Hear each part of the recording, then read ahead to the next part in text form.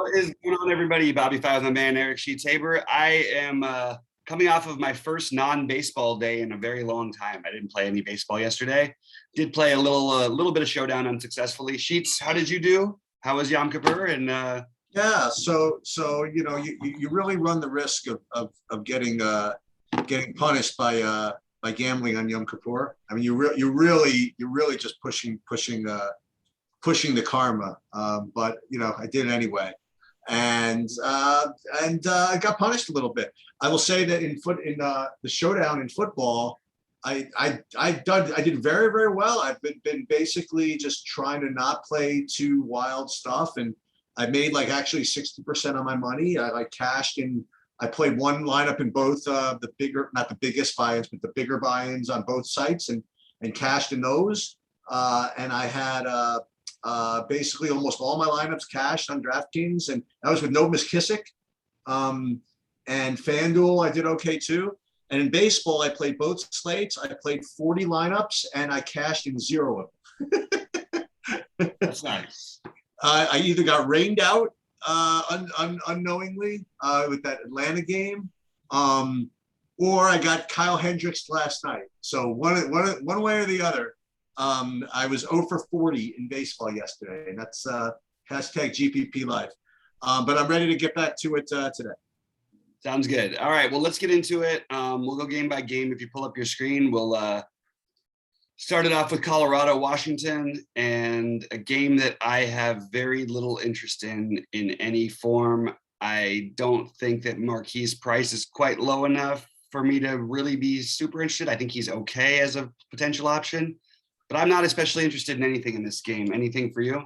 So what I've been back to doing again, just kind of for fun, is I was up a lot last night. I was doing it. I actually did 2 MMA videos yesterday because there was a big change that warranted a second video. So I was up anyway, so I figured I would look at today's salaries in advance before looking at projections, before looking at anything, and just kind of like build a lineup based on what my gut instinct is before even like looking at projections, getting poison and stuff. And I will say that right now, after looking at projections and all that stuff, I don't have too much of an interest in this at all. However, I will say that in my first kind of look-see at this, I kind of had interest in both of this. Like I really thought that that Marquis was going to be a really, really good play. I mean, we like playing him away from. I mean, we like playing him everywhere, but playing away from Colorado certainly makes a lot of sense. And Washington, I haven't been particularly afraid of most of the whole season, so I was actually a little bit surprised when I did a fuller deep dive that I literally got to 0 of it. 15 game slate, Right. And also, I mean, like Josiah Gray, I think I played him in worse spots. Never at this price you didn't. Right. That's the thing. I mean, so I actually, I did a build, which, kind of a mock build. And my first mock build actually had Marquis in it. It did not have Josiah Gray, but it did have Marquis. And it's, you know what? I'm stubborn enough that I might actually just play a couple of them just on principle. So nothing in my numbers right now leads me to either Colorado or Washington, but just again, true transparency, I'm going to throw a couple Marquis in just for spite. Yeah, I don't have an issue with it. I just am personally, I've got Marquis as a name, but I don't have it as like a play that I need to take. It's fine. I think it's fine. I just don't think it's especially like great. There's other options on this slate that I think are probably better. Yep. All right, let's get over to the next game, Cleveland and New York. I was a little surprised when I saw this game. I thought that we'd see a much higher run total for New York projected than what we currently have at 5.2. This feels like a really good spot for the Yankees, and I am interested. I would probably think, Gallo's price is down at 42, Stanton's 46, Judge is only 51, which is not that crazy. You've got the really cheap LeMahieu at 39, 37 for Sanchez. They're just cheap. And you've got Gardner down there, at 2,400, assuming that he's in the lineup. I feel like the Yankees are a very legitimate stack. And on a different slate, I might have some interest in taking shots at Kluber. I don't think I'm going to do it on this slate. I do think it's weird that he has a 6.5 K prop and he hasn't pitched more than 4 innings in like 6 months. But I think I'm probably just going to be on the Yankee side of this thing, and that's pretty much it. So my initial look at the slate, pitching wise, is a little different FanDuel to DraftKings. Like DraftKings, I think there's kind of a standout pairing projection wise. On FanDuel though, I have like a bunch, and Kluber is certainly within that mix as being within my bunch. So on FanDuel, I think that I would maybe consider Kluber. Is this sort of Kluber revenge? Sort of? Was he on Cleveland? I'm trying to figure out what people are seeing that I'm not seeing about Kluber. Why does he have a 6.5K prop? And like I said, he hasn't thrown more than 4 innings since. I don't know. As I said, I don't think it's that big of a deal either. I don't really see him too much on DraftKings. No, but even on FanDuel especially though, that should make him worse on FanDuel. Yeah, I don't know. No, just because I guess there are other. I just don't think there's good of a standout options on FanDuel. I guess that's why I'm spread out a little bit over there. Yeah, maybe I'm missing something with him, and they're gonna like let him throw 100+ pitches or something. But I just that we haven't seen any reason why they would. I mean, I don't actually. Let me check his last start and see how many. I'll get back to the Kluber thing. I don't think I'm interested, but there's an outside chance I might have some interest if I think he's really going to let go against Cleveland here. Right. Anyway. All right, you ready to go to the next one? No, not quite, because I forgot to talk about the Yankees. I actually do have the Yankees as one of 1, 2, 3, 4. And again, where I'm at on DraftKings right now is pretty solid at pitching, but spread out in hitting. Whereas as FanDuel, it's not quite as clear for me. So on DraftKings for hitting, I do have the Yankees rated like third. Well, third as far as value goes, actually. Yeah, they're not incredibly priced. Yeah, they're not top 3 for me for raw points, but they're pretty good value, which you don't see too often. So they're definitely in the mix for me. Yeah, that makes sense. Let's is that pretty much it? You don't have nothing else? That was it. I just forgot to mention the. Yeah. All right. Let's jump over to the next one. Minnesota, Toronto. This is another one that this is what I'm extremely interested in. Toronto. I actually have them rated a little bit higher than the Yankees here. The prices are going to make them harder, which is going to make them lower owned. Pineda, I feel like, is the perfect kind of pitcher for them to attack. I really like Toronto, and I like Ryu. I think Toronto, as of right now, is one of my top. I definitely have them slightly ahead of the Yankees. They're very close, but I really like the Toronto side of this, and I actually have interest in Ryu. If you compare him to the other guys we just mentioned, I think he's a slightly better play against Minnesota. Yeah, I didn't have too much of the pitching, but I agree with you. I have Toronto as one of my top 3 stacks, both. Certainly in raw points, and their value is okay too. So I definitely have Toronto in my mix. They're as usual, kind of a team that you want to get. You want to get some of. I don't have them as my top play, but they're certainly in the running. Yeah, I hear you.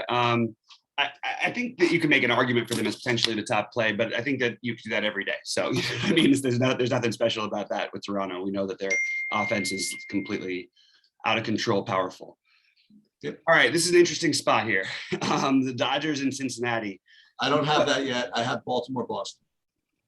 Baltimore, wow, I have that like 4 games down the road. It's not even the same. Oh yeah. I just use the DraftKings app. I'm using the okay. Yeah, it's fine.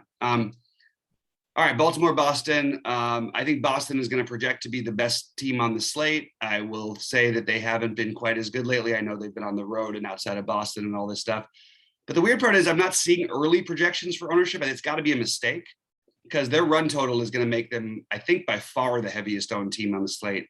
I like Boston today. We like to pick on Baltimore. You throw a lefty up there in Boston. I do like them. I think JD especially. Renfro, I like his price at 4,200. I like Kiki. I think they're going to be really popular, but I do like them, and I have no problem if we want to use Sale here today, but I don't think I have to make him a must-have like he's looking like he's supposed to be. Yeah, so I wanted to ask you about Sale. I haven't quite figured out what I'm going to do with that yet. Like you said, is he going to be coming out to throw 120 pitches coming off of COVID? Nope. I don't know. No, I don't think so. Yeah. And if he's going to be viewed as like such a great play, I mean, I don't know. I that wasn't where I was going today. So Okay. that's where we're at. I do think Boston is. So my initial ownership runs do not even have Boston as the top own, like you said. I have it pretty spread out actually. I have it between. the Dodgers, the Toronto, Yankees, Red Sox, and White Sox. You know what I mean? I have it pretty well spread out. So I agree. I think that I don't think Boston is going to end up being the uber chalk, like you said. I'm kind of confident in this assessment that it's going to spread out a little bit more. I do have Boston. Their run total is legitimately a run and a half higher than everybody else's. I can't see how if that unless that changes, I can't see them not. But I hope you're right, because if that happens, it makes the slate really easy. I just load up on Boston. Yeah, I don't know. I have them. I have them one of the top plays. I have them the top play from raw points, so I guess so. I think their value is pretty good too. I have them actually rated top value also, so I do have Boston as my top play. And then, yeah, if they're not going to be highest owned, then I should probably play them. That's a very, really advanced DFS period. Really breaking it down for you guys. Yeah, and the sale thing I gotta work with, because my initial take was to not play. So yeah, it's interesting. I kind of see that. If, by the way, maybe what we're missing here is maybe talking a little bit about the Baltimore side of things. Sale has not been like he's shown flashes of his old self and he's been back. He's obviously a great pitcher. I don't think he's quite the same. He gave up 10 hits in 3 2/3 innings last time he pitched before the COVID thing. He gave up 6 hits of the game before that. He just doesn't quite look as right. And he's given up 4 home runs and we have like 24 innings. I think there's actually a good argument to be made for a couple of bats from the Baltimore side and just go after this game a little bit. And I like, obviously, Mountcastle will be more of a stack play for me, but I think Austin Hayes' price is kind of a joke. And this guy's really talented. He's coming into his own. So I love Austin Hayes, and even like McKenna at 2K. Like, I think you can get some real value out of this game if you want to. I don't think I want to stack up Baltimore or anything like that, but I do think taking a couple bats against Sale or at least one of these guys is not a bad move. Maybe even Urias or Santander, depending on whatever you want. But I actually like Hayes and McKenna a little bit for their prices, so I have them listed as value plays. Yeah, I remember when Sale came back from his first, his long absence, he was sort of cruising through Baltimore, and then he gave up a couple of bombs, I think. So yeah, I'm kind of I don't know if I need to play Baltimore on a zillion game slate, but it's just a price thing, That's just my look at it. What game do you have next? I have Dodgers Cincinnati next. Okay. All right. Do you really think the Dodgers are going to be popular? I don't think anybody's going to play the Dodgers. Yeah, I don't know. Maybe because of Seager's price and because Muncy can't stop hitting home runs. I'll put it really simply in this game. I will have interest in the Dodgers if no one is interested. If there is interest at all, I will not have interest in the Dodgers. I have enough respect for Castillo as a real life pitcher. He hasn't been, the best form of himself if you look at his yearly numbers, but he's been basically one of the most consistent pitchers in baseball for the last 2 months. So I don't really see any reason except for the fact the Dodgers get a great stadium upgrade. And then with Buehler, it's the same thing, right, man? We talk about it every time. You're going to get a quality start probably. You're probably going to get, every now he had the one bad outing against the Giants, so it ruined his just every game basically going out there and throwing kind of a gem, but not putting up a giant score. I just don't know if you need him at 10-2, but again, I don't feel great about any of these pitchers on this slate. So I have Buehler sort of in a little bit of a higher category than Sale, but it's close between the two of them for me. How about you? Yeah, so for me, it's like going to be the same as always with Buehler. He's going to project poorly. I'm going to have the same speech. I'm going to say he's 10-2. There are guys with better ceiling. I'm not going to play him. He's not going to get the top score, and he's going to be in the optimal. Exactly. Guy's always in the freaking optimal. I don't know how he does it, and he never has the top score, but he's always in the optimal, and nobody ever plays him. And he's the best pitcher in baseball. You know what I mean? It's crazy in a sense, and you're not going to get ownership on him today. I think definitely less than 20%. I think, and that seems like we should take advantage of it. Although that ceiling for his price is maybe not there. It never is, but he just always seems to win. Yeah. I do think he has a ceiling, but I don't know that this is the matchup for it. Cincinnati's really good hitting team at home. But I think he's going to put up 20 to 30 fantasy points. 30 would be the high end, but 20 to 25 most likely. And you're probably going to feel fine if you have him in your lineup. So it's not all that exciting for upside, but and he does have upside. Like he could have one of those 11 strikeout games in 7 innings or something like that and give up like 1 hit. That's on the table. It's just, he just basically does the same thing every time out. And like you said, he's always in the optimal. So maybe we should be playing him when we have guys like Sale who are going to be chalk coming up of COVID and an injury, a serious injury, and hasn't really been the same since. So maybe we should be playing Bueller. And I like the Dodgers actually. I have them as one of my top stacks on. Brian, just to explain it to me, what the love for the Dodgers is. No reason. The Dodgers are great. I mean, I don't know. But Castillo has been like unbelievable. Yeah, he's been good, but Dodgers are patient. Castillo likes to nibble. You know what I mean? And he's a righty. I don't know. I really think you have to play the Dodgers against the righty. I don't care if he's freaking Roger Clemens like every day. So I'm gonna try it. Like you said, if people don't play him, it's fine by me. They're in a good stadium. Yep. I don't know. Sounds. No. I'm gonna try it. I understand it. Yeah. I understand the liking it. I just don't think if they have any ownership, I can do it, just because I do think Castillo's a really good pitcher, like really, really good. So I'm just not as interested maybe as maybe some others. What game do you have next? I have Marlins against Pittsburgh. And here you have your other chalky pitcher who I actually kind of like. And the weird part is I kind of like both these pitchers. I don't feel great about either one of them, but I think Eliza Hernandez and Will Crowe are firmly in play. That's really weird sentence I didn't really think I'd ever say. Probably less interested in Crowe, although he's flashed a little more upside a couple times this year. It's ugly, man, but you got to look at who these guys are playing. So I have interest in Hernandez and Crowe. I think I would put Hernandez ahead of him. It's kind of like, it's weird. All these pitching things, I feel like there's not, maybe we go back to the marquee thing because there's not a lot to love on this slate. And I think Hernandez is going to end up being the chalk. I think so. I think I have him at 20% already, 20% owned. And, he's cheap against not the greatest team in the world. And, I will say that,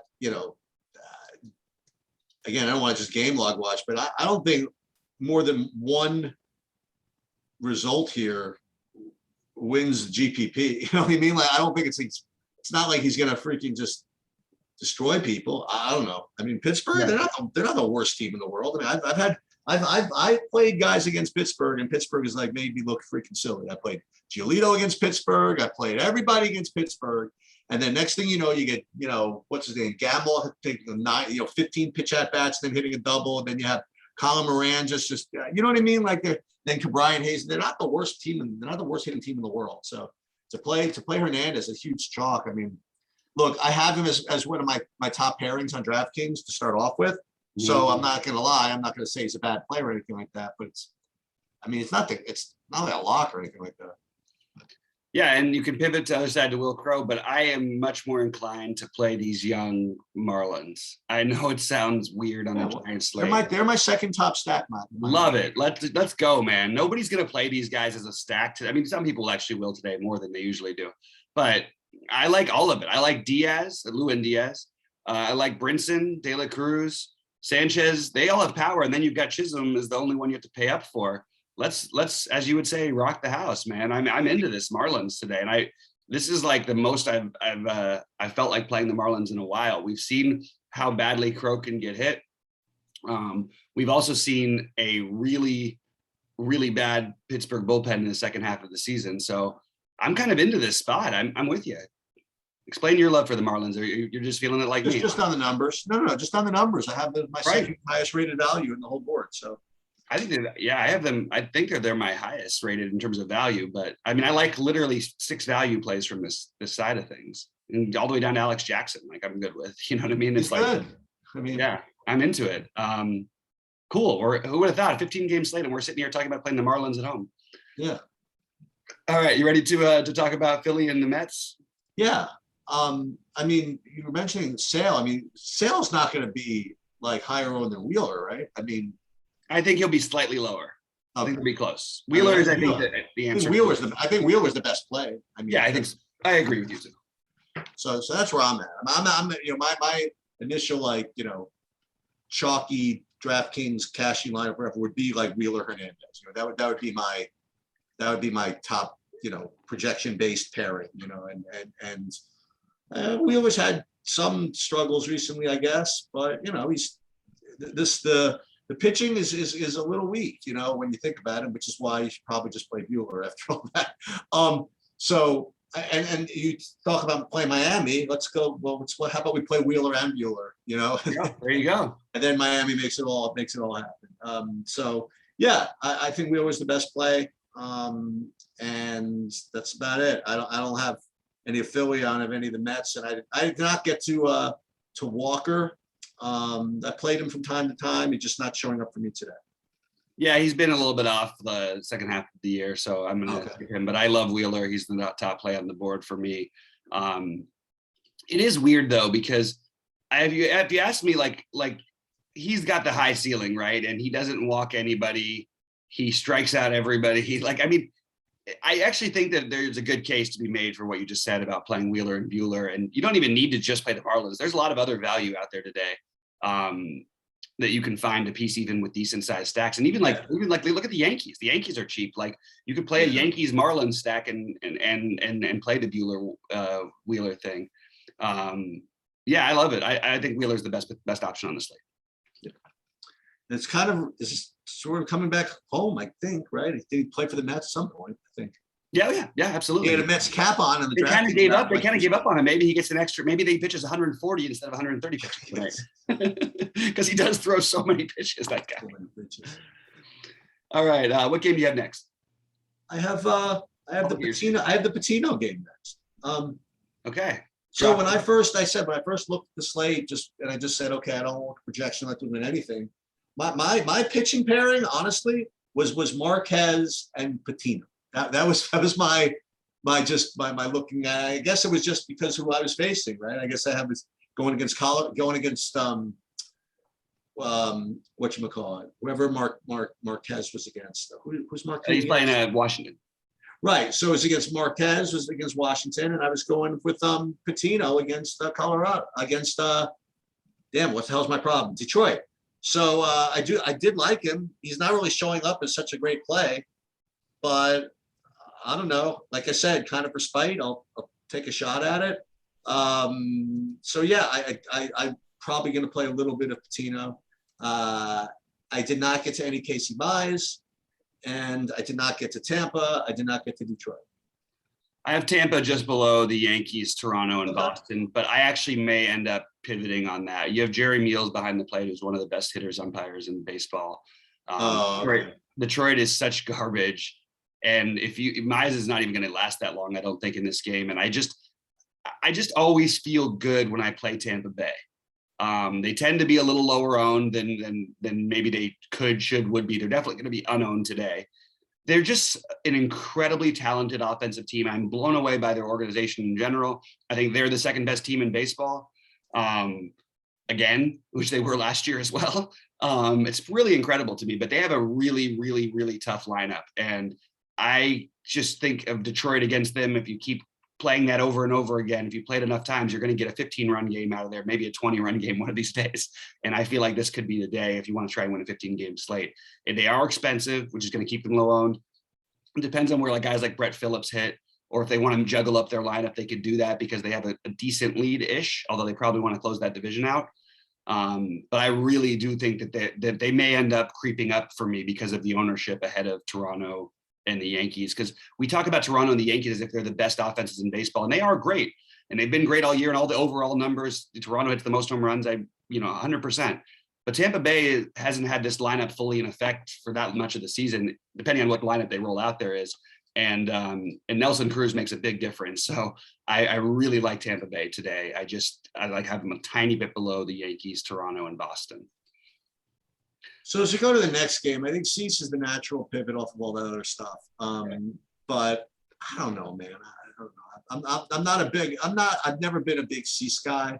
And it's cost me a couple of times. I've dismissed him with exactly that type of comment. He looks okay as a pivot, but I'm just not a Cease guy. And then he throws up a ceiling. So don't listen to me when it comes to that. I just think that, I don't know, between Wheeler and Bueller, I'd find the money overseas. That's the best I can describe it. Then again, I mean, his matchup is certainly stronger, right, against Texas. I don't know. Maybe I'm supposed to play him. He is rated as my third. I have him tied actually with Patino, and a couple of other guys actually, and Crow too. So maybe, you know what? I'm going to go back to fading. So I don't want to play him. What I do want to play is maybe some of the White Sox hitting against Texas. I don't know. It looks like a bullpen game of some kind. Is that right? Yeah.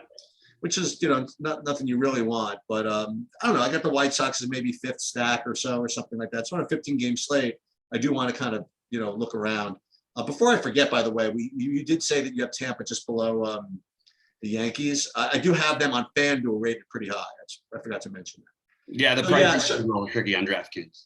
Yeah, so on White Sox, Texas, Cease is going to be fine. I'm probably not going to play him though, and the White Sox will probably get to some of that. Yeah, I'm going to pass on the White Sox today. I totally understand anybody who does want to play them in a fairly bullpenish game. It's in Texas, gives them downgrade. I somehow didn't have Cease on my initial thing. I actually think he's my number one pitcher. All right. He and Wheeler I would have about the same. I think he's the ultimate, he's the best GPP player in all of baseball every time he takes the mound, in my opinion, because it's not that he has a huge range of outcomes. He's had some tough matchups, like he had a bad one against Boston, but he's got a pretty high floor because his strikeout stuff is so good. And he's really talented. And I feel like he's figuring it out this year. I feel like this is a guy we're going to be talking about for potential Cy Young win, in the next couple of years. I think he's really, really, really good. The issue I have with him, and maybe he's not number two for this reason. I'm sort of debating. I think Wheeler, I think makes more sense, but they don't really need to let anybody go in Chicago. But wouldn't it be good to your young pitcher to maybe let him, if he's having a good game, if he's rolling, he's going to keep rolling. You know what I mean? They only let him go 2 innings when he was getting shelled the other day. So maybe they can stretch him. They can let him go a little bit more. Yeah, but in general, the White Sox just haven't had any reason to let their pitchers go. But that really worries us more with guys like Rodon or whatever. But this is a guy. He's a young guy. You want him to get his thing. He is the highest K prop on the slate, by the way, and he's 9.1 K versus 10.6 from Wheeler. I love Cease today. Okay. I do have, there's some concerns always when it comes to him, but I think he's a terrific option. So I'm going to prioritize those two. And I may end up just paying up for pitching today. I think there's enough value out there outside of Tampa. I really think that all my stacks I can find Tampa and Toronto, I can find value enough to get there. So that's where I'm at. All right. So go to the next game. Thinking of not needing value. I mean, you don't need it, but if you want it, what can I say, man? Hauser's got, back-to-back good performances, man. One really good performance, geez. Yeah, I mean, back-to-back good performances, and he's 7,100 against maybe one of the worst hitting teams in baseball. So it's kind of silly to not include him. I'm gonna include him in there. With respect to hitting, I actually have Milwaukee a little bit on both sides as being a good hitting option too. So so Hauser and Milwaukee, I like both of that. Yeah, I initially looked at this and I thought that, okay, well, Milwaukee's going to be really, I guess not everybody can be chalky. It's just too big of a slate. So that's really what I've got to just come to terms with. I'm getting really frustrated with the playing of Christian Yelich. Okay, we every day he looks to me like the best. Oh my God, Christian Yelich is 39. Oh my God, he's 4,200. And then I'm like, when is the last time this guy hit a freaking home run? It's been as you would say, it's been since the Eisenhower administration. Right. I just think with Christian Yelich and Cody Bellinger somehow took the same thing and it turned them in from the best players in baseball to somehow becoming well below average players. And it's bizarre. But yeah, I can get behind the stack behind Davies. And again, I just don't want to have too many stacks today. So because of that, literally almost because they're in the National League, and they're playing at home, I have them a tiny bit behind some of the American League teams I have who are also mostly playing at home. Because maybe you get the extra bats on the road is the thinking. But I really don't think that I am going, I'm trying to figure out how I would want to stack this. I love Colton Wong. I love Narvaez, but he's expensive. I love Escobar, and I love Escobar. and Urias is kind of pricey. It's kind of a weird stack, except for Vogelbach makes it work. So it's on the list for me below Tampa, but I mean, they're a good stack. Like I could see them winning it all. I just don't want to have more than like 3 or 4 stacks, and they would probably be my 5th. Yeah. Arizona, Houston, is that what you got? Yes. We don't even know who's pitching for Houston, yet Arizona has a 3.5 run total. I don't even know how that works. Speaking of good stacks, this is an awesome spot to target Houston. Sheets, this is a tough slate, man. I want to get 1,000 lineups out there today. I mean, Bregman is maybe the best play on the slate. I really, it's not just picking on Madison Bumgarner and his tricks. It's the worst bullpen in baseball and one of the worst in recent history. If you watch them even in the Dodgers series, it's like every out was a line drive right at someone or somebody catching the ball at the wall because it was only 68 degrees and didn't quite carry out. You know what I mean? It's like they are really bad. And then you put them in an American League Park against a team that crushes left-handed pitching historically. I just love all parts of this, and I don't think anyone's going to be on it. There's just too many stacks today. We're going to have to value them at the end because with the questionable pitching comes the awesome stacks, and I really like Houston today. I have Houston as my top rated value stack. I say the term value stack because it's how I have them ranked. I mean, I have them as a very, very strong value. So they're my top, they're actually my top team. So yeah, so I like Houston. I don't like whoever's pitching for them. Black I have listed now, but whatever. Probably be a bullpen type game, and certainly not going to play Bumgarner. So yeah, I'm with you. I like Houston. Yeah, I wish I didn't like so many. I really want to narrow this down. It's going to make me, unfortunately, probably have to scrap my Miami stack that's going to set the world on fire. I think maybe what I'll do is I'll just use my Miami as my complementary stack to my stacks because I just think there's too many good stacks today. Flexen and Singer, Seattle, KC, any interest in anything for you? Yeah, again, just to be transparent. I mean, like this was the team I wanted to play when I looked at it at night. I wanted to play Kansas City. I wanted to play the guys I always play. I wanted to play Perez. I wanted to play Witt. I wanted to play. Well, I actually put in Mondesi, but I didn't even really need to play him. I wanted to play Benintendi at 3,300. And yeah, now it turns out I'm looking at it. They're there. I have them on my list. I have them as like 8th or 9th or something like that. So yeah, I'll play a little bit of. I'll play some Kansas City. I didn't get to any of the Seattle. I didn't get to either pitching. I didn't get to any of the Seattle. What did Chris Flexen ever do to anybody? I don't understand it. Everybody wants to stack against him every time he pitches. I understand the advanced metrics, and other guys like to talk about all this stuff. Oh, he's due for regression. He's due for regression. He's due for regression. Well, he doesn't regress. So he goes 5-6 innings every time, gives up a couple runs, and then you've got a bullpen that's been much improved behind him. I have no interest in KC, but I do have interest in Brady Singer. Okay. Everybody's gonna play Eliza Hernandez at 60 whatever 100, who hasn't put up more than 17 fantasy points in a game this year. Brady Singer just put up 29 2 starts ago against a good White Sox team. Yeah, sure, he only put up 10 last time. He's 5,300.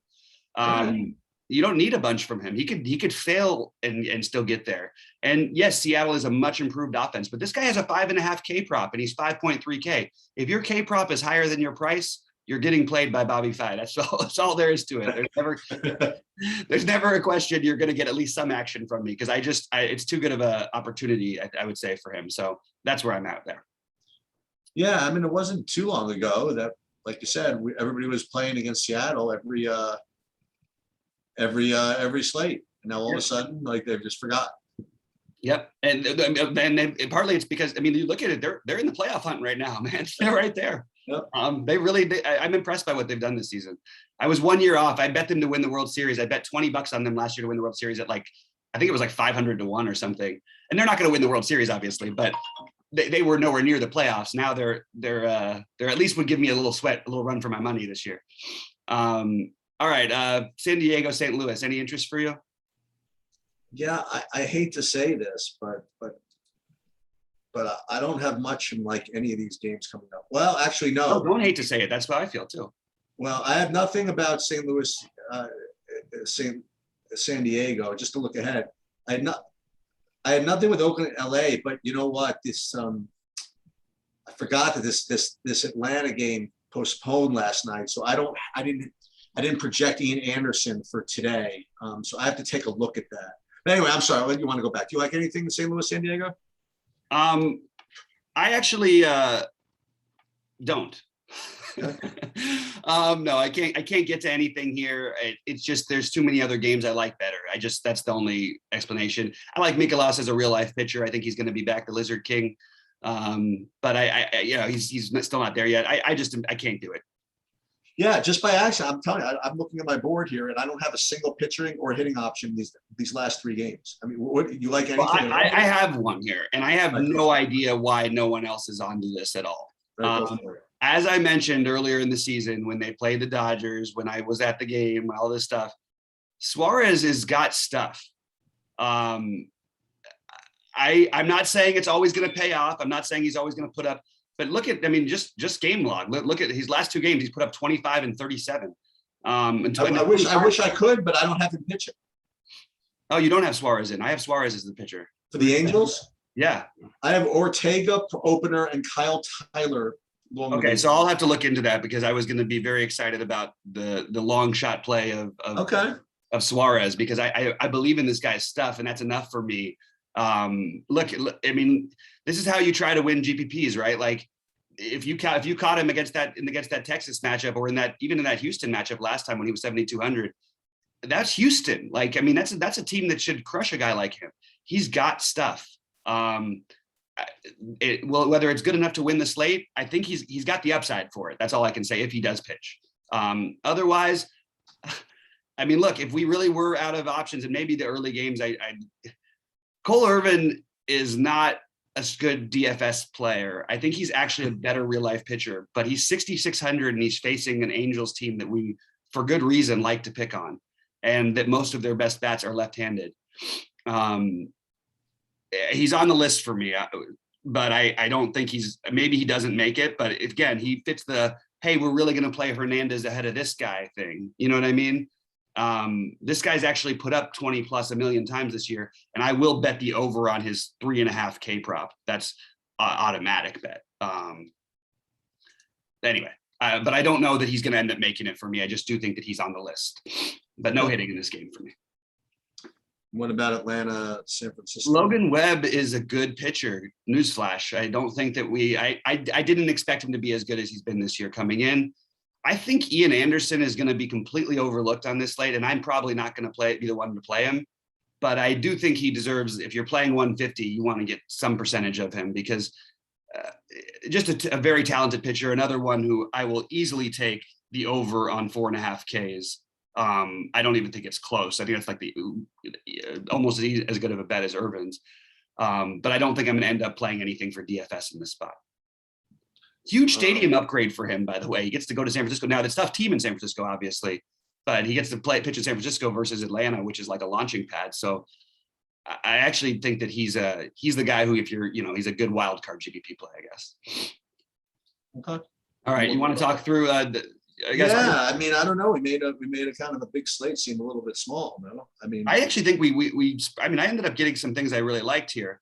So I have my pitching as Wheeler 1, Cease 2, Bueller 3, Singer 4, Hauser 5, and Hernandez 6, with Irvin as a potential ahead of Hernandez. And I have my stacks. I like a lot of stacks, unfortunately, and I've got to figure out a way of ranking them. I have a tier of Toronto, Boston, New York, and my next tier, in Houston. They're all close. My next tier would be Tampa Bay, Miami, and Milwaukee. Miami value maybe is a mini stack, but I think Tampa Bay ends up creeping up higher for me as the day goes on.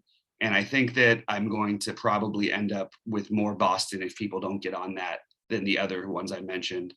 But I really like all of those stacks. I'm having trouble differentiating between the Boston, Toronto, Yankees. I think the right answer when you're having trouble is to take the team that's playing the Orioles. So it's probably going to end up being Boston for me. Yeah, I think that ownership's going to drive a lot of this today, as it usually does, but even more so today. I do like Wheeler over Sale, if that helps, and I do like Bueller over Sale as well. I don't think I even have Sale. Like I just named 6 guys. I don't think I'm even playing them. You didn't. Yeah. And I like Hernandez as the chalky SP2, but I think you came up with a couple of good ideas to play different SP2s if you wanted to. Like you brought up, I think the Singer call is really sharp. I think that the that even Crow in the same game is you know, again, I don't need 30 from him, you know what I mean? But Right. but if you know, if he gets 15, it's not the end of the world. And with respect to the hitting, you know, Boston, Toronto, Dodgers, Astros, and Miami are like my top. But I'm going to play a bunch. I think I might get to it. I don't think I'm going to go really, really heavy on any one stack tonight. I think I'm going to spread out a little bit. Hey, it makes sense to me. It's a kind of the problem is I do want to try and narrow my stacks because I like too many of them. So that's where I'm running into some trouble. But guys, I will be with you live 6 Eastern. Sheets, are you going to be able to make it? Yeah, I'll be there. Wonderful. All right. So we'll see you guys at 6 Eastern, and we'll have maybe some more concrete stuff. And by the way, if Suarez is in the game, I would have put him on my list of pitchers as well. Until 6, good luck to everybody. We hope you all crush it today, and we'll see you at 6 Eastern.